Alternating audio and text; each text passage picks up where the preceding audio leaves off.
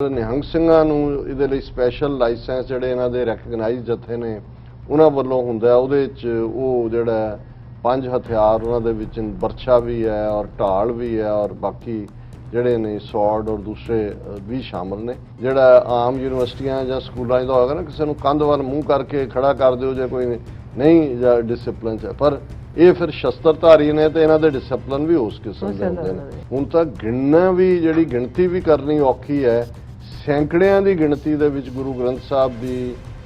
ਗੁਟਕਾ ਸਾਹਿਬ ਦੀ ਬੇਅਦਬੀ ਦੀਆਂ ਘਟਨਾਵਾਂ, ਗੁਰਦੁਆਰਿਆਂ 'ਚ ਅੱਗ ਲੱਗਣ ਦੀਆਂ ਘਟਨਾਵਾਂ ਕਿੰਨੀਆਂ ਵਾਪਰਦੀਆਂ ਨੇ ਤੇ ਜੇ ਹਵਾਲੇ ਵੀ ਕਰ ਦਿੰਦੇ ਨੇ ਤੇ ਉਹਨਾਂ ਦਾ ਉਹ ਬਹਾਨਾ ਕਿ ਜੀ ਦਿਮਾਗੀ ਤੌਰ ਤੇ ਠੀਕ ਨਹੀਂ ਹੈ। ਘੋੜਿਆਂ ਦੇ ਤਬੇਲੇ ਦਾ ਇੰਚਾਰਜ ਸੇਵਾ ਕਰਨ ਵਾਲਾ ਭਾਊ ਇਹਨੂੰ ਕਹਿੰਦੇ ਨੇ, ਉਹਨੇ ਜਿਹੜਾ ਉਹ ਅੱਗੇ ਆ ਕੇ ਗ੍ਰਿਫਤਾਰੀ ਦਿੱਤੀ। ਉਹਨੇ ਕਿਹਾ ਕਿ ਜੀ ਬਿਲਕੁਲ ਅਸੀਂ ਜ਼ਿੰਮੇਵਾਰੀ ਲੈਂਦੇ ਹਾਂ, ਲੇਕਿਨ 99% ਦੀ ਕਮੈਂਟ ਇਹ ਨੇ ਕਿ ਸਿੱਖਾਂ ਨੂੰ ਭੁੱਲ ਗਿਆ ਨਵੰਬਰ 84, ਇਹਨਾਂ ਨੂੰ ਫਿਰ ਯਾਦ ਕਰਾਉਣ ਦੀ ਲੋੜ ਹੈ। ਇਹਨਾਂ ਤੋਂ ਕਿਰਪਾਨ ਰੱਖਣ ਦਾ ਹੱਕ ਵੀ ਲੈ ਲੈਣਾ ਚਾਹੀਦਾ, ਇਹਨਾਂ ਨੂੰ ਸਬਕ ਸਿਖਾਇਆ ਜਾਏ। ਇਸ ਵਾਕਿਆ ਤੋਂ ਬਾਅਦ ਇਹ ਮਹਿਸੂਸ ਕਰਦੇ ਨੇ ਕਿ ਸ਼ਾਇਦ ਅੱਗੋਂ ਲਈ ਹੁਣ ਜਿਹੜੀ ਗੁਰੂ ਗ੍ਰੰਥ ਸਾਹਿਬ ਦੀ ਬੇਅਦਬੀ ਦੀਆਂ ਘਟਨਾਵਾਂ ਨੂੰ ਠੱਲ ਪਏਗੀ। ਉਹ ਕਿਸਾਨ ਮੋਰਚੇ ਵਾਲਿਆਂ ਦੇ ਉੱਤੇ ਜਿਹੜਾ ਉਹ ਖਫਾ ਵੀ ਨੇ। ਦਰਸ਼ਕੋ, ਬ੍ਰੇਕ ਤੋਂ ਬਾਅਦ ਤੁਹਾਨੂੰ ਸਭ ਆਪਾਂ ਜੀਆਂ ਕਹਿੰਦੇ ਆ। ਸੋ ਵਿਊਅਰਸ, ਹੁਣ ਆਪਾਂ ਗੱਲਬਾਤ ਕਰਨ ਜਾ ਰਹੇ ਹਾਂ ਜਿਹੜੀ ਸਿੰਘੂ ਬਾਰਡਰ ਜਿਹੜੀ ਹਿੰਸਕ ਘਟਨਾ ਵਾਪਰੀ ਹੈ ਉਸ ਬਾਰੇ ਕਿ ਮੀਡੀਆ, ਪੰਥਕ ਹਲਕਿਆਂ ਤੇ ਭਾਰਤੀ ਮੀਡੀਆ ਵਿੱਚ ਅੱਜ ਸਾਰਾ ਦਿਨ ਸਿੰਘੂ ਬਾਰਡਰ ਵਾਪਰੀ ਹਿੰਸਕ ਘਟਨਾ ਜਿਹੜੀ ਹੈ ਚਰਚਾ ਵਿੱਚ ਰਹੀ। ਸੋ ਮੀਡੀਆ ਰਿਪੋਰਟਾਂ ਅਨੁਸਾਰ ਸਿੰਘੂ ਬਾਰਡਰ ਤੇ ਨਿਹੰਗਾਂ ਦੀ ਛਾਉਣੀ ਵਿੱਚ ਪ੍ਰਕਾਸ਼ਿਤ ਇੱਕ ਸਰਬਲੋਕ ਗ੍ਰੰਥ ਦੀ ਇੱਕ ਸ਼ਖਸ ਵੱਲੋਂ ਗਿਣ ਮਿਥ ਕੇ ਬੇਅਦਬੀ ਜਿਹੜੀ ਉਹ ਕੀਤੀ ਗਈ। ਨਿਹੰਗ ਸਿੰਘਾਂ ਨੇ ਉਸ ਨੂੰ ਮੌਕੇ ਤੇ ਹੀ ਫੜ ਲਿਆ ਅਤੇ ਉਸ ਦਾ ਇੱਕ ਗੁੱਟ ਅਤੇ ਇੱਕ ਹੱਥ ਵੱਢ ਦਿੱਤਾ। ਸੋ ਖੂਨ ਦੇ ਨਿਕਲਣ ਨਾਲ ਉਸ ਵਿਅਕਤੀ ਜਿਹੜੀ ਮੌਤ ਹੋ ਗਈ। ਸੋ ਨਿਹੰਗਾਂ ਨੇ ਉਸ ਦੀ ਲਾਸ਼ ਨੂੰ ਸਿੰਘੂ ਬਾਰਡਰ ਤੇ ਲਟਕਾ ਦਿੱਤਾ। ਸੋ ਇਹ ਘਟਨਾ ਕਾਫੀ ਗੁੰਝਲਦਾਰ ਹੈ ਤੇ ਭਾਰਤੀ ਮੀਡੀਆ ਵੱਲੋਂ ਇਸ ਨੂੰ ਆਧਾਰ ਬਣਾ ਕੇ ਸਿੱਖ ਕੌਮ ਅਤੇ ਕਿਸਾਨ ਮੋਰਚੇ ਦੇ ਖਿਲਾਫ ਧੂਆਂਧਾਰ ਜਿਹੜਾ ਪ੍ਰਚਾਰ ਹੈ ਉਹ ਕੀਤਾ ਜਾ ਰਿਹਾ। ਸੋ ਇਸ ਬਾਰੇ ਆਪਾਂ ਗੱਲਬਾਤ ਕਰਨ ਜਾ ਰਹੇ ਹਾਂ। ਸੋ ਅਸੀਂ ਚਾਹਾਂਗੇ ਕਿ ਤੁਸੀਂ ਇਸੇ ਤਰ੍ਹਾਂ ਬਣੇ ਰਹਿਣਾ, ਦੇਖਣ ਸੁਣਨ ਲਈ ਐਂਡ ਲਿਖਣ ਲਈ ਤੁਹਾਡਾ ਸਭ ਦਾ ਬਹੁਤ ਬਹੁਤ ਸ਼ੁਕਰੀਆ। ਜੀ ਡਾਕਟਰ ਸਾਹਿਬ, ਕੀ ਕਹਿਣਾ ਚਾਹੋਗੇ ਇਸ ਘਟਨਾ ਬਾਰੇ? ਦੇਖੋ, ਬੀਤੀ ਰਾਤ ਤੋਂ ਹੀ ਜਦੋਂ ਅਸੀਂ ਕੱਲ ਸ਼ਾਮ ਨੂੰ ਪ੍ਰੋਗਰਾਮ ਤੋਂ ਬਾਅਦ ਨਿਕਲੇ ਤਾਂ ਕੁਝ ਦੇਰ ਬਾਅਦ ਹੀ ਇਹ ਖਬਰ ਚਾਰ ਚਫੇਰੇ ਸੋਸ਼ਲ ਮੀਡੀਆ ਦੇ ਉੱਤੇ ਗਰਦਿਸ਼ ਕਰ ਰਹੀ ਸੀ ਕਿ ਸਵੇਰ ਦੇ ਵੇਲੇ, ਜਿਹਨੂੰ ਅਸੀਂ ਅੰਮ੍ਰਿਤ ਵੇਲਾ ਕਹਿੰਦੇ ਹਾਂ, 3, 3:30, 4 ਵਜੇ ਸਿੰਘੂ ਬਾਰਡਰ, ਜਿੱਥੇ ਕਿ ਜਦੋਂ ਅਸੀਂ 3 ਥਾਵਾਂ ਦੇ ਉੱਤੇ ਕਿਸਾਨਾਂ ਦਾ ਜਮਾਵੜਾ ਦੇਖਦੇ ਹਾਂ ਜਿੱਥੇ ਕਿ ਉਹਨਾਂ ਨੇ ਮੋਰਚਾ ਲਾਇਆ ਹੋਇਆ ਹੈ, ਉਸ ਦੇ ਵਿੱਚ ਸਿੰਘੂ ਬਾਰਡਰ ਹੈ, ਟਿਕਰੀ ਬਾਰਡਰ ਹੈ ਔਰ ਗਾਜ਼ੀਪੁਰ ਹੈ। ਸਿੰਘੂ ਬਾਰਡਰ ਦੇ ਉੱਤੇ ਵੀ ਕਿਉਂਕਿ 26 ਜਨਵਰੀ ਦੀਆਂ ਘਟਨਾਵਾਂ ਤੋਂ ਬਾਅਦ ਜਿਹੜੀਆਂ 32-33 ਕਿਸਾਨ ਆਰਗੇਨਾਈਜੇਸ਼ਨਸ ਨੇ ਜਿਨ੍ਹਾਂ ਦੇ ਵਿੱਚ ਖੱਬੇ ਪੱਖੀ ਜ਼ਿਆਦਾ ਨੇ, ਉਹਨਾਂ ਨੇ ਪੂਰਾ ਕੰਟਰੋਲ ਕੀਤਾ ਔਰ ਉਹਨਾਂ ਨੇ ਇਸ ਗੱਲ ਨੂੰ ਯਕੀਨੀ ਬਣਾਇਆ ਕਿ ਜਿਹੜਾ ਵੀ ਮੂਵਮੈਂਟ ਦਾ ਸਿੱਖ ਕਰੈਕਟਰ ਹੈ ਉਹਨੂੰ ਬਿਲਕੁਲ ਸੈਕੂਲਰਿਜ਼ਮ ਜਾਂ ਤਿਰੰਗੇ ਦੇ ਵਿੱਚ ਲਪੇਟ ਕੇ ਹੀ ਰੱਖਿਆ ਜਾਏ। ਲੇਕਿਨ ਦੂਸਰੇ ਪਾਸੇ ਨਿਹੰਗ ਸਿੰਘਾਂ ਦਾ ਇੱਕ ਜਥਾ, ਕਿਉਂਕਿ ਨਿਹੰਗਾਂ ਦੇ ਹਵਾਲੇ ਨਾਲ ਵੀ ਉਹਨਾਂ ਦੇ ਜਦੋਂ ਬੁੱਢਾ ਦਲ, ਤਰਨਾ ਦਲ, ਇਹ ਤਾਂ ਮੇਨ 2 ਜਿਹੜੇ ਨੇ ਗਰੁੱਪ ਰਹੇ ਨੇ, ਲੇਕਿਨ ਅੱਗੋਂ ਹੁਣ ਬਹੁਤ ਸਾਰੀਆਂ ਉਹਨੂੰ ਨਿਹੰਗ ਛਾਉਣੀਆਂ ਕਹਿੰਦੇ ਨੇ, ਕੈਂਟੋਨਮੈਂਟਸ, ਉਹਨਾਂ ਦੇ ਆਪਣੇ ਆਪਣੇ ਜਥੇਦਾਰ, ਉਹਨਾਂ ਦਾ ਇੱਕ ਆਪਣਾ ਡਿਸਪਲਿਨ ਹੈ ਔਰ ਆਪਣੇ ਕਿਸਮ ਦਾ ਉਹਨਾਂ ਨੂੰ ਇਹ ਕਾਨੂੰਨੀ ਤੌਰ ਦੇ ਉੱਤੇ ਵੀ ਇੱਕ ਲਾਇਸੈਂਸ ਬਣਦਾ ਉਹਨਾਂ ਦਾ, ਕਿਉਂਕਿ ਨਿਹੰਗ ਸਿੰਘ ਸ਼ੁਰੂ ਤੋਂ ਸ਼ਸਤਰਧਾਰੀ ਨੇ ਔਰ 5 ਹਥਿਆਰ ਜਿਹੜੇ ਰੱਖਣ ਦਾ ਉਹਨਾਂ ਕੋਲ ਹੱਕ ਹੁੰਦਾ, ਜਦੋਂ ਕਿ ਕਿਰਪਾਨ ਜਾਂ ਰੱਖਣ ਦਾ, ਸੌਰਡ ਰੱਖਣ ਦਾ ਹੱਕ ਤਾਂ ਹਰ ਸਿੱਖ ਨੂੰ ਹਾਸਲ ਹੈ, ਜਿਹੜਾ ਕਿ ਮੂਲ ਤੌਰ ਤੇ ਕਨਸਟੀਟਿਊਸ਼ਨ ਦੇ ਰਾਹੀਂ ਹੈ ਕਿ ਵੇਅਰ ਐਂਡ ਬੀਅਰ, ਕਿ ਉਹ ਰੱਖ ਵੀ ਸਕਦਾ ਹੈ, ਗਾਤਰੇ 'ਚ ਵੀ ਪਾ ਸਕਦਾ, ਹੱਥ 'ਚ ਵੀ ਫੜ ਸਕਦਾ ਹੈ ਔਰ ਉਸ ਕਿਰਪਾਨ ਦਾ ਕੋਈ ਸਾਈਜ਼ ਮੁਕਰਰ ਨਹੀਂ ਹੈ। ਪਰ ਨਿਹੰਗ ਸਿੰਘਾਂ ਨੂੰ ਇਹਦੇ ਲਈ ਸਪੈਸ਼ਲ ਲਾਇਸੈਂਸ ਜਿਹੜੇ ਇਹਨਾਂ ਦੇ ਰੈਕਗਨਾਈਜ਼ ਜਥੇ ਨੇ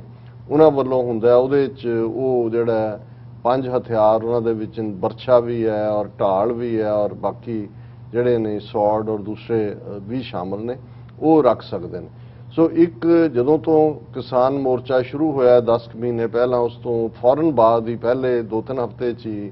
ਨਿਹੰਗ ਸਿੰਘਾਂ ਦਾ ਇੱਕ ਜਿਹੜਾ ਵੱਡਾ ਜਥਾ, ਜਿਹੜਾ ਸਣੇ ਘੋੜਿਆਂ ਦੇ ਔਰ ਨਿਹੰਗ ਜਿੱਥੇ ਹੁੰਦੇ ਨੇ ਉਹ ਆਪਣਾ ਉਹਨਾਂ ਦਾ ਉਹ ਮਾਰਚ ਕਰਦੇ ਨੇ, ਉਹਨੂੰ ਚੱਲਦਾ ਵਹੀਰ ਕਹਿੰਦੇ ਨੇ, ਘੋੜਿਆਂ ਦੇ ਉੱਤੇ ਔਰ ਆਪਣਾ ਸਾਰਾ ਪ੍ਰਬੰਧ ਹੁੰਦਾ ਉਹਨਾਂ ਦਾ। ਹਾਲਾਂ ਇਹਨਾਂ ਨੇ ਕਿਸਾਨ ਲਹਿਰ ਵਾਲਿਆਂ ਨੂੰ ਪਹਿਲਾਂ ਤੋਂ ਵੀ ਉਹ ਚੰਗੇ ਨਹੀਂ ਸੀ ਲੱਗਦੇ, ਪਰ ਉਹ ਆ ਕੇ ਬੈਠ ਗਏ। ਉਹਨਾਂ ਨੇ ਕਿਹਾ ਜੀ ਅਸੀਂ ਤੁਹਾਡੀ ਹਿਫਾਜ਼ਤ ਦੇ ਲਈ ਵੀ ਹਾਂ ਔਰ ਅਸੀਂ ਵੀ ਕਿਸਾਨ ਹਾਂ। ਇਸ ਗੱਲ ਦਾ ਰਹਿ ਵੀ ਨਿਹੰਗ ਕਿਤੇ ਹੋਰ ਨਹੀਂ ਆਏ ਹੋਏ, ਉਸੇ ਹੀ ਧਰਤੀ ਦੇ ਔਰ ਨਿਹੰਗ ਸਿੰਘਣੀਆਂ ਵੀ ਨੇ, ਕਿਉਂਕਿ ਉਹਨਾਂ ਦੇ ਪਰਿਵਾਰ ਵੀ ਨੇ ਨਿਹੰਗਾਂ ਦੇ ਔਰ ਅਦਰਵਾਈਜ਼ ਵੀ ਹੁਣ ਉਹਨਾਂ ਨੇ ਜਦੋਂ ਇਸ ਗੱਲ ਦਾ ਧਿਆਨ ਰਿਹਾ ਕਿ ਵੀ 26 ਜਨਵਰੀ ਦੀਆਂ ਘਟਨਾਵਾਂ ਵੇਲੇ ਵੀ ਜਦੋਂ ਲਾਲ ਕਿਲੇ ਦੇ ਉੱਤੇ ਸਿੰਘ ਜਾ ਕੇ ਗੱਜਦੇ ਨੇ, ਉਦੋਂ ਵੀ ਜਿਸ ਕਿਸਮ ਦੀ ਟੀਅਰ ਗੈਸ ਔਰ ਦੂਸਰੇ ਇਹਨਾਂ ਨੇ ਛੱਡਿਆ ਸੀ, ਬਹੁਤ ਸੋਹਣਾ ਨਿਹੰਗਾਂ ਦਾ ਘੋੜਾ ਜਿਹੜਾ ਉਹ ਚੜ੍ਹਾਈ ਕਰ ਗਿਆ ਸੀ, ਔਰ ਉਹ ਸਾਰੇ ਦੇ ਉੱਤੇ ਵੀ ਗੱਲ ਹੋਈ ਔਰ ਨਿਹੰਗ ਸਿੰਘ ਵੀ ਪਹੁੰਚ ਗਏ ਸੀ ਲਾਲ ਕਿਲੇ ਤੱਕ। ਸੋ ਇਹ ਇੱਕ ਪਾਸੇ ਤਾਂ ਜਿਹੜੀ ਸਰਕਾਰ ਦੀਆਂ ਨਜ਼ਰਾਂ 'ਚ ਤਾਂ ਹੁਣ ਸਰਕਾਰ ਨੂੰ ਪਤਾ ਹੈ ਵੀ ਇਹ ਤਾਂ ਜਿਹੜਾ ਅੜਨ ਵਾਲੇ ਨੇ, ਇਹਨਾਂ ਨੂੰ ਤੁਸੀਂ ਜ਼ਬਰਦਸਤੀ ਤਾਂ ਜੇ ਹਟਾਉਣ ਦੀ ਕੋਸ਼ਿਸ਼ ਕਰੋਗੇ, ਕਿਸਾਨ ਜਾਂ ਦੂਜੇ ਤਾਂ ਗ੍ਰਿਫਤਾਰੀਆਂ ਵਗੈਰਾ ਦੇ ਕੇ ਸ਼ਾਇਦ ਨਿਕਲ ਜਾਣ, ਇਹ ਤਾਂ ਲੜਨਗੇ। ਸੋ ਇਸ ਲਈ ਉਹਨਾਂ ਨੂੰ ਉੱਥੇ ਰਹਿਣ ਦਿੱਤਾ ਗਿਆ ਔਰ ਉਹ ਆਪਣੇ ਤੌਰ ਦੇ ਉੱਤੇ ਜਿਹੜੇ ਨੇ ਆਪਣਾ ਉਹਨਾਂ ਦਾ ਇੱਕ ਜਿਵੇਂ ਅੱਡ-ਅੱਡ ਯੂਨੀਵਰਸਿਟੀਆਂ ਹੁੰਦੀਆਂ ਨੇ ਉਹਨਾਂ ਦਾ ਇੱਕ ਆਪਣਾ ਡਿਸਪਲਿਨ ਹੁੰਦਾ ਹੈ, ਇਵੇਂ ਨਿਹੰਗ ਜਥੇਬੰਦੀਆਂ ਦਾ ਇੱਕ ਆਪਣਾ ਡਿਸਪਲਿਨ ਹੈ ਔਰ ਬੜਾ ਸਖਤ ਡਿਸਪਲਿਨ ਹੈ। ਉਹਦੇ 'ਚ ਜਿਹੜਾ ਆਮ ਯੂਨੀਵਰਸਿਟੀਆਂ ਜਾਂ ਸਕੂਲਾਂ 'ਚ ਹੋਏਗਾ ਨਾ, ਕਿਸੇ ਨੂੰ ਕੰਧ ਵੱਲ ਮੂੰਹ ਕਰਕੇ ਖੜਾ ਕਰ ਦਿਓ ਜੇ ਕੋਈ ਨਹੀਂ ਜਾਂ ਡਿਸਪਲਿਨ 'ਚ, ਪਰ ਇਹ ਫਿਰ ਸ਼ਸਤਰਧਾਰੀ ਨੇ ਤੇ ਇਹਨਾਂ ਦੇ ਡਿਸਪਲਿਨ ਵੀ ਉਸ ਕਿਸਮ ਦੇ ਹੁੰਦੇ ਨੇ। ਔਰ ਜਿਹੜੀਆਂ ਨਿਹੰਗ ਪਰੰਪਰਾਵਾਂ ਨੇ ਉਹਨਾਂ ਦੇ ਵਿੱਚ ਜਿੱਥੇ ਗੁਰੂ ਗ੍ਰੰਥ ਸਾਹਿਬ ਦਾ ਪ੍ਰਕਾਸ਼ ਗੁਰਦੁਆਰਾ ਸਾਹਿਬਾਨ ਦੇ ਵਿੱਚ ਹੁੰਦਾ ਹੈ, ਸਭ ਸਿੱਖਾਂ ਨੂੰ ਕੋ ਹੁਕਮ ਹੈ ਗੁਰੂ ਮਾਨਿਓ ਗ੍ਰੰਥ, ਪਰ ਨਿਹੰਗ ਸਿੰਘ ਆਪਣੀ ਟ੍ਰੈਡੀਸ਼ਨ ਦੇ ਮੁਤਾਬਕ 10ਮ ਗ੍ਰੰਥ ਵੀ ਔਰ ਇੱਕ ਹੋਰ ਗ੍ਰੰਥ ਜਿਹੜਾ 10ਵੇਂ ਪਾਤਸ਼ਾਹ ਦੇ ਨਾਲ ਹੈ ਜੁੜਿਆ ਹੋਇਆ ਹੈ, ਸਰਬਲੋਕ ਗ੍ਰੰਥ, ਉਸ ਦਾ ਵੀ ਉਹ ਜਿੱਥੇ ਜਾਂਦੇ ਨੇ ਜਥੇ ਕੈਰੀ ਵੀ ਕਰਦੇ ਨੇ ਔਰ ਉਹਨਾਂ ਦਾ ਆਪਣੇ ਪੜ੍ਹਨ ਦੇ ਲਿਹਾਜ਼ ਨਾਲ ਵੀ ਆਪਣੇ ਉਸ ਦਾ ਵੀ ਉਹ ਪ੍ਰਕਾਸ਼ ਕਰਦੇ ਨੇ। ਹੁਣ ਇਹ ਸਮਝਣਾ ਜ਼ਰੂਰੀ ਹੈ ਕਿਉਂਕਿ ਜਿਵੇਂ ਤੁਸੀਂ ਸਰਬਲੋਕ ਗ੍ਰੰਥ ਦਾ ਜ਼ਿਕਰ ਕੀਤਾ ਹੈ, ਇਹ 10ਵੇਂ ਪਾਤਸ਼ਾਹ ਰਚਿਤ, ਜਿਸ ਦੇ ਵਿੱਚ ਖਾਲਸੇ ਦੀ ਮਹਿਮਾ ਵੀ ਹੈ ਔਰ ਹੋਰ ਵੀ ਬਹੁਤ ਸਾਰੀਆਂ ਚੀਜ਼ਾਂ ਨੇ। ਮੈਂ ਇਸ ਡਿਬੇਟ 'ਚ ਨਹੀਂ ਜਾਵਾਂਗਾ ਕਿ ਕੌਣ ਇਹਨੂੰ ਠੀਕ ਕਹਿੰਦਾ ਕੌਣ ਗਲਤ ਕਹਿੰਦਾ, ਪਰ ਜੇ ਅਸੀਂ ਸਿਨੈਰੀਓ ਦੇਖਣਾ ਹੈ ਕਿ ਅੱਜ ਅੰਮ੍ਰਿਤ ਵੇਲੇ ਉੱਥੇ ਕੀ ਹੋਇਆ ਜਦੋਂ ਕਿ ਇੱਥੇ ਆਲਮੋਸਟ ਮਿਡਨਾਈਟ ਹੋ ਗਈ ਸੀ। ਹੁਣ ਇੱਕ ਬੰਦਾ ਜਿਹੜਾ ਨਾਂ ਜਿਹੜਾ ਉਹ ਲਖਵੀਰ ਕਰਕੇ ਆਇਆ, 35 ਸਾਲਾਂ ਦੀ ਉਮਰ, ਚੀਮਾ ਖੁਰਦ ਤਰਨ ਤਾਰਨ ਨਾਲ ਉਹਦਾ ਸਬੰਧ, ਸਿਰੋਂ ਵੀ ਮੋਨਾ ਔਰ ਇਹ ਜਿਹੜਾ ਬਿਲਕੁਲ ਜਿਹੜਾ ਕੋਈ ਸਿੱਖੀ ਸਰੂਪ 'ਚ ਵੀ ਨਹੀਂ। ਔਰ ਕਿਉਂਕਿ ਕੁਝ ਮੀਡੀਆ ਆਊਟਲੈਟਸ ਚੀਮਾ ਖੁਰਦ ਪਿੰਡ ਵੀ ਪਹੁੰਚ ਗਏ, ਉਹਨਾਂ ਨੇ ਉਸ ਦਾ ਸਾਰਾ ਕਿਰਦਾਰ ਵੀ ਲੱਭਿਆ ਕਿ ਭਾਈ ਉਹ ਤਾਂ ਨਸ਼ਈ ਕਿਸਮ ਦਾ ਬੰਦਾ ਹੈ, ਉਹਦੀ ਘਰ ਵਾਲੀ ਔਰ ਉਹਦੀਆਂ 3 ਬੱਚੀਆਂ ਉਹ ਪਿਛਲੇ 5 ਸਾਲ ਤੋਂ ਆਪਣੇ ਪੇਕੇ ਬੈਠੀ ਹੈ ਔਰ ਇਹ ਜਿਹੜਾ ਇਸ ਦਾ ਕੋਈ ਖਾਸ ਕੰਮ ਨਹੀਂ, ਪੱਲੇਦਾਰ ਜਿਹਨੂੰ ਕਹਿੰਦੇ ਨੇ ਮੰਡੀ 'ਚ ਤੁਸੀਂ ਢੋਆ ਢਵਾਈ ਦਾ ਕੰਮ ਕੀਤਾ। ਔਰ ਦੂਜਾ ਆਲ ਆਫ ਏ ਸਡਨ 4-5 ਦਿਨ ਪਹਿਲਾਂ ਇਹ ਗਾਇਬ ਹੋ ਜਾਂਦਾ ਔਰ ਉਹ ਕਹਿੰਦੇ ਨੇ ਕਿ ਭਾਈ ਇਹਦੇ ਕੋਲ ਤਾਂ ਈਵਨ ਸ਼ਹਿਰ ਤੱਕ ਜਾਣ ਲਈ ਉਹ ਤਾਂ ਅੰਮ੍ਰਿਤਸਰ ਤੱਕ ਨਹੀਂ ਆਇਆ ਹੋਣਾ ਕਿ ਵੀ ਇਹ ਪੈਸੇ ਨਹੀਂ। ਜ਼ਿਲ੍ਹਾ ਜਿਹੜਾ ਇਹ ਇਹਨਾਂ ਦਾ ਪਿੰਡ ਹੈ ਚੀਮਾ ਖੁਰਦ ਤਰਨਤਾਰਨ ਜ਼ਿਲ੍ਹੇ 'ਚ ਪੈਂਦਾ ਹੈ। ਔਰ ਹੁਣ ਦੇਖਣ ਵਾਲੀ ਗੱਲ ਇਹ ਹੈ ਵੀ ਇਹ ਅਚਾਨਕ ਦਿੱਲੀ ਕਿਵੇਂ ਪਹੁੰਚ ਗਿਆ। ਜਦੋਂ ਅਸੀਂ ਬਹੁਤ ਵਾਰ ਏਜੰਸੀਆਂ ਦੀ ਖੇਡ ਦੀ ਗੱਲ ਕਰਦੇ ਹਾਂ ਤਾਂ ਉਸ ਪਿਛੋਕੜ ਨੂੰ ਸਮਝਣਾ ਜ਼ਰੂਰੀ ਹੈ। ਹੁਣ ਇੱਕ ਪਾਸੇ ਇਸ ਘਟਨਾ ਦੀ ਗੱਲ ਕਰਨ ਤੋਂ ਪਹਿਲਾਂ ਜੇ ਪਿਛਲੇ 6 ਸਾਲ 'ਚ ਕੀ ਵਾਪਰਿਆ ਉਹਦੇ ਵੱਲ ਇੱਕ ਅਸੀਂ ਪੰਛੀ ਝਾਤ ਮਾਰੀਏ ਕਿ 2015 ਦੇ ਵਿੱਚ ਕਿਵੇਂ ਬੁਰਜ ਜਵਾਹਰ ਸਿੰਘ ਵਾਲਾ 'ਚੋਂ ਗੁਰੂ ਗ੍ਰੰਥ ਸਾਹਿਬ ਦੇ ਸਰੂਪ ਗਾਇਬ ਕੀਤੇ ਜਾਂਦੇ ਨੇ, ਕਿਵੇਂ ਕੁਝ ਅਰਸੇ ਬਾਅਦ ਜਿਹੜਾ ਉਹ ਬਰਗਾੜੀ ਦੀਆਂ ਗਲੀਆਂ ਦੇ ਵਿੱਚ ਔਰ ਉਸ ਥਾਂ ਦੇ ਉੱਤੇ ਉਹਨਾਂ ਦੇ ਪੱਤਰੇ ਗੁਰੂ ਗ੍ਰੰਥ ਸਾਹਿਬ ਦੇ ਰੋੜੇ ਜਾਂਦੇ ਨੇ। ਫਿਰ ਜੇ ਸਿੱਖ ਪ੍ਰੋਟੈਸਟ ਕਰਦੇ ਨੇ ਪੀਸਫੁਲੀ, ਬਹਿਬਲ ਕਲਾਂ, ਕੋਟ ਕਪੂਰਾ ਤੇ ਗੋਲੀਆਂ ਦੀ ਵਾਛੜ 'ਚ 3 ਸਿੰਘ ਸ਼ਹੀਦ ਹੁੰਦੇ ਨੇ, ਦਰਜਨਾਂ ਜ਼ਖਮੀ ਹੁੰਦੇ ਨੇ। ਇੱਕ ਤੋਂ ਬਾਅਦ ਇੱਕ ਸਿੱਟ, ਇੱਕ ਤੋਂ ਬਾਅਦ ਇੱਕ ਇਨਵੈਸਟੀਗੇਸ਼ਨ, ਇੱਕ ਤੋਂ ਬਾਅਦ ਇੱਕ 6 ਸਾਲ ਬੀਤਣ ਬਾਅਦ ਵੀ ਉਹਨਾਂ ਚੋਂ ਕਿਸੇ ਨੂੰ ਜਿਹੜਾ ਉਹ ਸਜ਼ਾ ਯਾਫਤਾ ਨਹੀਂ ਕੀਤਾ ਜਾਂਦਾ। ਔਰ 2015 ਤੋਂ 2021 ਤੱਕ ਇਹਨਾਂ 6 ਸਾਲਾਂ 'ਚ ਹੁਣ ਤੱਕ ਗਿਣਨਾ ਵੀ ਜਿਹੜੀ ਗਿਣਤੀ ਵੀ ਕਰਨੀ ਔਖੀ ਹੈ। ਸੈਂਕੜਿਆਂ ਦੀ ਗਿਣਤੀ ਦੇ ਵਿੱਚ ਗੁਰੂ ਗ੍ਰੰਥ ਸਾਹਿਬ ਦੀ, ਗੁਟਕਾ ਸਾਹਿਬ ਦੀ ਬੇਅਦਬੀ ਦੀਆਂ ਘਟਨਾਵਾਂ, ਗੁਰਦੁਆਰਿਆਂ 'ਚ ਅੱਗ ਲੱਗਣ ਦੀਆਂ ਘਟਨਾਵਾਂ ਕਿੰਨੀਆਂ ਵਾਪਰਦੀਆਂ ਨੇ। ਔਰ ਕੁਝ ਥਾਵਾਂ ਤੇ ਜਿੱਥੇ ਬੇਅਦਬੀ ਕਰਨ ਵਾਲੇ ਨੂੰ ਲਿਆ ਕੇ ਜਿਹੜਾ ਉਹ ਸੰਗਤ ਮੌਕੇ ਤੇ ਫੜ ਵੀ ਲੈਂਦੀ ਹੈ, ਜੋ ਹੁਣ ਵਾਕਿਆ ਤਖਤ ਸ੍ਰੀ ਕੇਸਗੜ੍ਹ ਸਾਹਿਬ ਹੋਇਆ ਸਵੇਰ ਵੇਲੇ, ਜਿਵੇਂ ਇੱਕ ਨੇ ਆ ਕੇ ਬੇਅਦਬੀ ਕੋ ਸਿਗਰਟ ਪੀ ਕੇ ਔਰ ਅੰਦਰ ਜਿਹੜਾ ਉਹ ਧੂਆਂ ਸੁੱਟਿਆ ਤੇ ਜੇ ਹਵਾਲੇ ਵੀ ਕਰ ਦਿੰਦੇ ਨੇ ਤੇ ਉਹਨਾਂ ਦਾ ਉਹ ਬਹਾਨਾ ਕਿ ਜੀ ਦਿਮਾਗੀ ਤੌਰ ਤੇ ਠੀਕ ਨਹੀਂ ਹੈ ਔਰ ਉਸ ਦੇ ਥੱਲੇ ਜ਼ਮਾਨਤ ਵੀ ਉਹਨਾਂ ਦੀ ਹੋ ਜਾਂਦੀ ਹੈ ਔਰ ਕਿਸੇ ਨੂੰ ਸਜ਼ਾ ਵੀ ਨਹੀਂ ਹੁੰਦੀ। ਸੋ ਮੈਂ ਸਮਝਦਾ ਹਾਂ ਵੀ ਇਸ ਘਟਨਾ ਨੂੰ ਜੋ ਅੱਜ ਸਵੇਰੇ ਉੱਥੇ ਵਾਪਰਦੀ ਅਰਲੀ ਆਵਰਸ ਦੇ ਵਿੱਚ, ਕਿ ਇਹ ਬੰਦਾ ਜਿਹੜਾ ਕਿ ਇੱਕ ਕਿਸ ਨੀਅਤ ਨਾਲ ਆਇਆ, ਜਿਹੜਾ ਸਰੂਪ 'ਚ ਵੀ ਨਹੀਂ ਹੈ, ਨਿਹੰਗਾਂ ਨੇ ਵੀ ਉਹਨੂੰ ਕਿਵੇਂ ਟੋਲਰੇਟ ਕੀਤਾ ਜਾਂ ਕਿਵੇਂ ਰਿਹਾ। ਹੋ ਸਕਦਾ ਹੈ ਆਮ ਲੋਕਾਂ ਦੇ ਉਸ ਜਿੱਥੇ ਉਹ ਰਹਿੰਦੇ ਨੇ ਆ ਕੇ ਜੀ ਅਸੀਂ ਸਪੋਰਟ ਕਰਨ ਆਏ ਹਾਂ, ਲੇਕਿਨ ਇਹ ਸਵੇਰ ਵੇਲੇ ਜਿਹੜਾ ਜਿੰਨੀ ਘਟਨਾ ਸਾਹਮਣੇ ਆਈ ਹੈ ਕਿ ਇਹ ਜਿਹੜਾ ਪ੍ਰਕਾਸ਼ਿਤ ਸਰਬਲੋਕ ਗ੍ਰੰਥ ਸੀ ਉਹਨੂੰ ਕੱਛ ਥੱਲੇ ਦੇ ਕੇ ਬੇਅਦਬ ਕਰਕੇ ਦੌੜ ਰਿਹਾ ਸੀ ਤੇ ਨਿਹੰਗ ਸਿੰਘਾਂ ਨੇ ਫੜ ਲਿਆ। ਔਰ ਜਿਵੇਂ ਇਹ ਹੈ ਕਿ ਭਾਈ ਉਹਨੂੰ ਜਿਹੜਾ ਸਰਬਜੀਤ ਸਿੰਘ ਨਾਂ ਦੇ ਇੱਕ ਨਿਹੰਗ ਸਿੰਘ ਨੇ ਉਹਦਾ ਇੱਕ ਗੁੱਟ ਵੱਢ ਦਿੱਤਾ ਤੇ ਉਹਦੀ ਇੱਕ ਲੱਤ ਵੱਢ ਦਿੱਤੀ ਔਰ ਉਹਨੂੰ ਘੜੀਸ ਕੇ ਉਹਨਾਂ ਨੇ ਲਿਆ ਕੇ ਉਸੇ ਹੀ ਜਿੱਥੇ ਉਹ ਲੱਗਾ ਹੋਇਆ ਮੋਰਚਾ ਉਹਦੇ ਉੱਤੇ ਉਹਨਾਂ ਨੇ ਟੰਗ ਦਿੱਤਾ। ਸੋ ਜ਼ਾਹਰ ਹੈ ਕਿ ਜ਼ਿਆਦਾ ਐਕਸੈਸਿਵ ਬਲੀਡਿੰਗ ਦੇ ਨਾਲ ਉਸ ਦੀ ਮੌਤ ਹੋ ਗਈ ਔਰ ਲਾਸ਼ ਟੰਗੀ ਰਹੀ। 3-4 ਘੰਟੇ ਬਾਅਦ ਪੁਲਿਸ ਸਵੇਰੇ ਜਿਹੜੀ ਹੈ ਇਹ ਵਾਕਿਆ 3:30-4 ਵਜੇ ਦਾ ਹੋਏਗਾ, ਪੁਲਿਸ 5:30-6 ਵਜੇ ਆਈ। ਫਿਰ ਅਗਲੇ 2-3 ਘੰਟੇ ਉਹ ਬਹੁਤ ਸਾਰੀਆਂ ਵੀਡੀਓਜ਼ ਅੱਜ ਸਾਰਾ ਦਿਨ ਸੋਸ਼ਲ ਮੀਡੀਆ ਤੇ ਚੱਲਦੀਆਂ ਰਹੀਆਂ, ਉਹਨੂੰ ਲਾਸ਼ ਨੂੰ ਲਾਇਆ ਗਿਆ। ਪਰ ਨਿਹੰਗ ਸਿੰਘਾਂ ਨੇ ਜਿਹੜਾ ਇੱਕ ਪੂਰਾ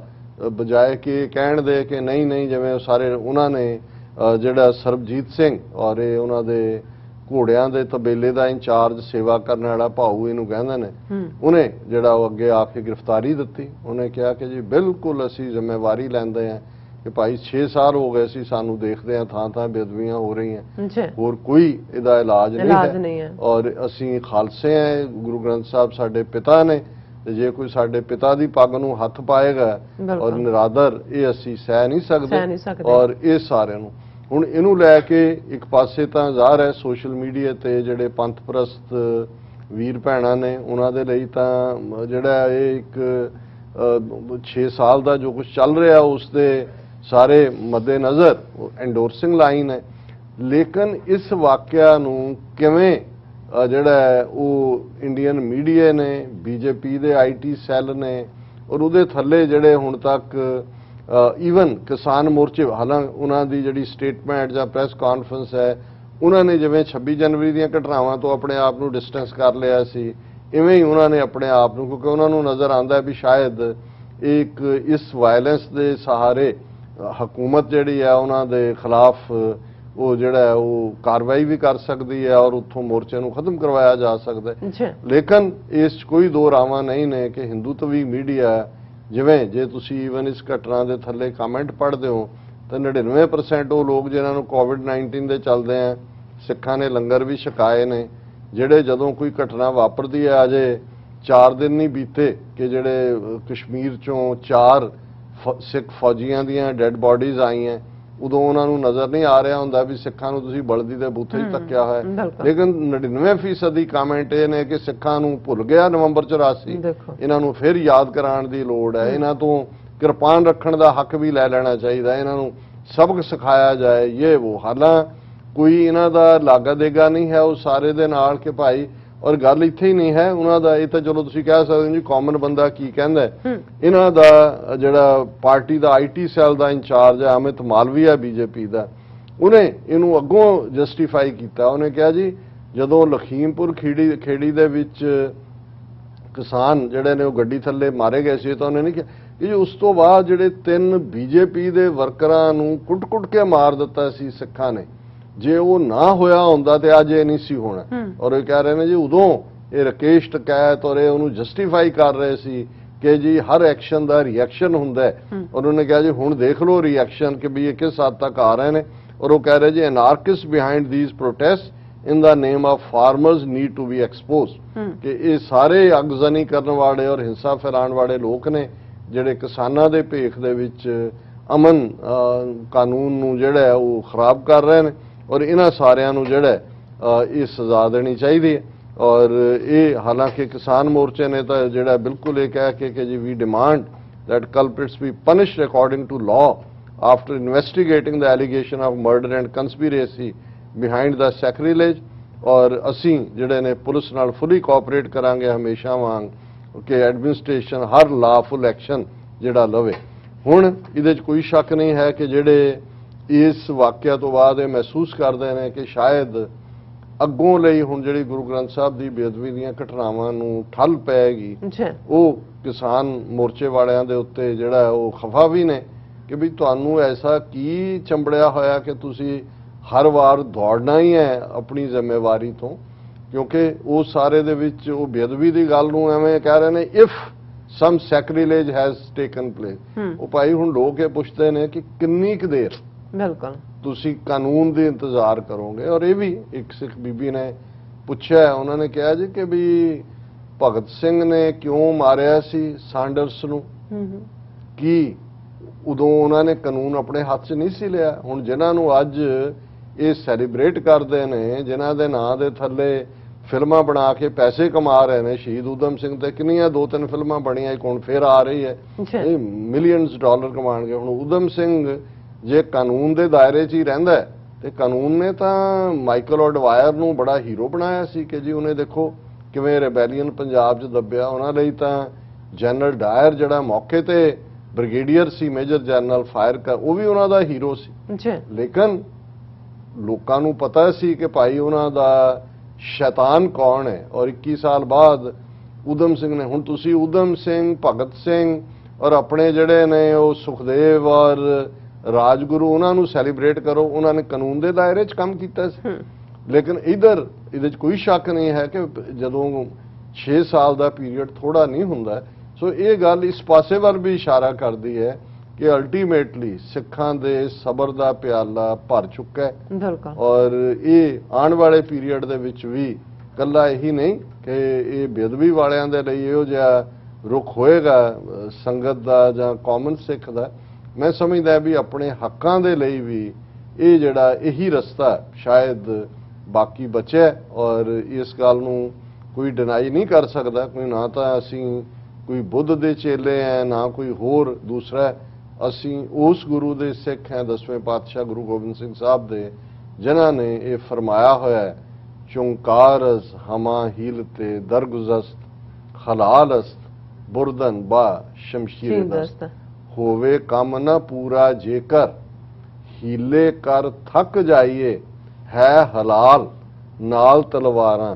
ਹੱਥੀਂ ਫੜ ਫੜ ਵਾਈ। ਕਿ ਜੇ ਇਨਸਾਫ ਲੈਣ ਲਈ ਹੋਰ ਸਾਰੇ ਦਰਵਾਜ਼ੇ ਬੰਦ ਹੋ ਜਾਣ ਤਾਂ ਫਿਰ ਸ਼ਮਸ਼ੀਰ ਨੂੰ ਹੱਥ ਵਿੱਚ ਲੈਣਾ ਇਹ ਰੱਬ ਦੇ ਬੰਦਿਆਂ ਦਾ ਕੰਮ ਹੁੰਦਾ। ਹਾਲਾਂਕਿ ਇਹ ਇੱਕ ਇੰਟਰੀਕੇਟ ਇਸ਼ੂ ਹੈ,